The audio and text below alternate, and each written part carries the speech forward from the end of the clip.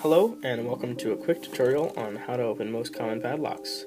In this case, the padlocks we're going to be using are MasterLocks. MasterLocks are very simple, very easy to pick, and they're a common brand name, so you'll find them everywhere, and they're very cheap to buy. What we're going to be using in this video is a tension wrench. You can make this out of paper clips or a short hook, which you can also make out of paper clips, but in this case I actually have real steel lock picks. So you're going to take the lock and insert the tension wrench into the bottom right hand side of the keyway, and this will apply torque to the keyway, so when you get all the pins up it will freely turn and thus unlocking the lock.